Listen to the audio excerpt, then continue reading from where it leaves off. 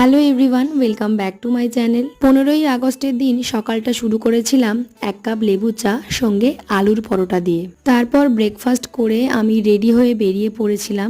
গিয়েছিলাম মায়ের অফিসে পতাকা তোলার জন্য।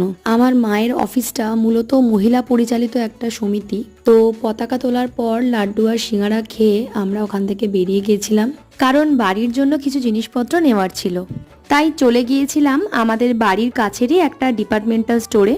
সেখান থেকে বাড়ির জন্য প্রয়োজনীয় বেশ কিছু গ্রসারি আইটেম কিনে নিলাম। সবকিছু জিনিসপত্র কিনে বাড়ি ফিরতে আমাদের বেশ অনেকটা দেরি হয়েছিল।